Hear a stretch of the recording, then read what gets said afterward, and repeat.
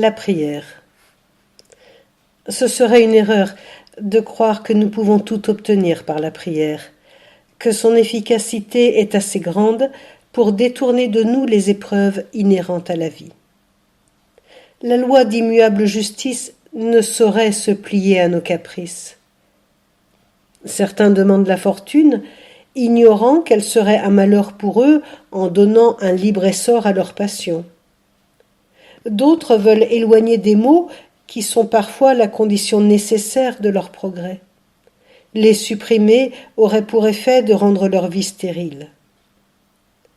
D'autre part, comment Dieu pourrait-il accéder à tous les désirs que les hommes expriment dans leurs prières? La plupart sont incapables de discerner ce qui leur convient, ce qui leur serait le plus profitable. Dans la prière qu'il adresse chaque jour à l'Éternel, le sage ne demande pas que sa destinée soit heureuse. Il ne demande pas que la douleur, les déceptions, les revers soient écartés de lui. Non. Ce qu'il désire, c'est connaître la loi pour mieux l'accomplir. Ce qu'il implore, c'est l'aide d'en haut, le secours des esprits bienveillants afin de supporter dignement les mauvais jours. Et les bons esprits répondent à son appel. Ils ne cherchent pas à détourner le cours de la justice, à entraver l'exécution des divins décrets. Sensibles aux souffrances humaines qu'ils ont connues, endurées, ils apportent à leurs frères de la terre l'inspiration qui les soutient contre les influences matérielles. Ils favorisent ces nobles et salutaires pensées, ces élans du cœur qui, en les portant vers les hautes régions, les délivrent des tentations et des pièges de la chair.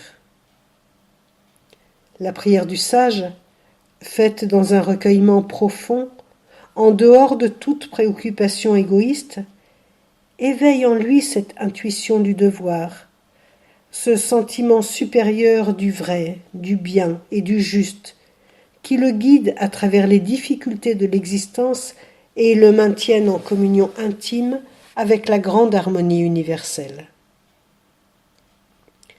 La prière est l'expression la plus haute de cette communion des âmes. Considérée sous cet aspect, elle perd toute analogie avec les formules banales, les récitatifs monotones en usage, pour devenir un élan du cœur, un acte de la volonté par lequel l'esprit s'arrache aux servitudes de la matière, aux vulgarités terrestres, pour pénétrer les lois, les mystères de la puissance infinie et s'y soumettre en toutes choses. Demandez et vous recevrez. Prise dans ce sens, la prière est l'acte le plus important de la vie. C'est l'aspiration ardente de l'être humain qui sent sa petitesse et sa misère et cherche, ne serait-ce qu'un instant, à mettre les vibrations de sa pensée en harmonie avec la symphonie éternelle. C'est l'œuvre de la méditation qui, dans le recueillement et le silence, élève l'âme jusqu'à ces hauteurs célestes où elle s'augmente des forces, où elle s'imprègne des radiations de la lumière et de l'amour divin. Mais combien peu savent prier.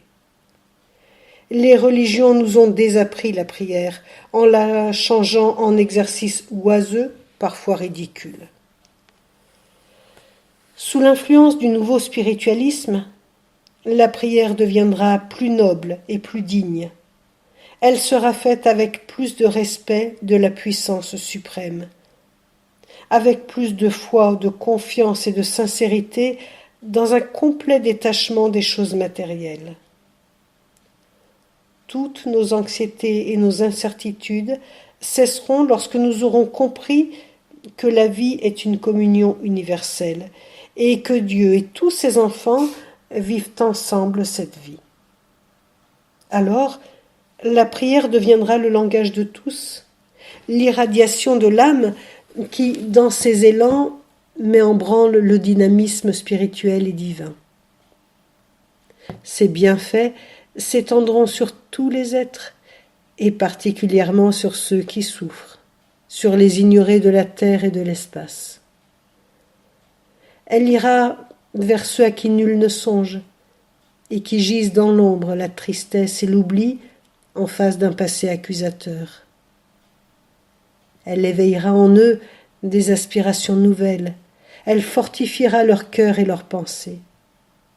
Car l'action de la prière n'a pas de limite, pas plus que les forces et les pouvoirs qu'elle peut mettre en œuvre pour le bien des autres. La prière, il est vrai, ne peut rien changer aux lois immuables. Elle ne saurait en aucune façon modifier nos destinées. Son rôle est de nous procurer des secours et des lumières qui nous rendent plus facile l'accomplissement de notre tâche terrestre. La prière fervente ouvre toutes grandes les portes de l'âme, et par ces ouvertures, les rayons de force, les radiations du foyer éternel nous pénètrent et nous vivifient. Travailler avec un sentiment élevé, en poursuivant un but utile et généreux, c'est encore prier. Le travail, c'est la prière active de ces millions d'hommes qui luttent et peinent sur la terre au profit de l'humanité. La vie de l'homme de bien est une prière continue, une communion perpétuelle avec ses semblables et avec Dieu. Il n'a plus besoin de paroles ni de formes extérieures pour exprimer sa foi. Elle s'exprime par tous ses actes et toutes ses pensées. Il respire, il s'agite sans effort dans une pure atmosphère fluidique, plein de tendresse pour les malheureux, plein de bon vouloir pour toute l'humanité. Cette communion constante devient pour lui une nécessité, une seconde nature. C'est grâce à elle que tous les esprits d'élection se maintiennent aux hauteurs sublimes de l'inspiration et du génie. Pour en savoir plus, après la mort de Léon Denis, 5e partie. Chapitre 51, la prière. Le livre des esprits d'Allan Kardec, livre 3, chapitre 2, de la prière. La grande énigme de Léon Denis, première partie. Chapitre 3, solidarité, communion universelle. L'Évangile selon le spiritisme d'Allan Kardec, chapitre 27. Demandez et vous obtiendrez. Le pèlerinage des existences de Félix Rémaud, chapitre 20. La prière.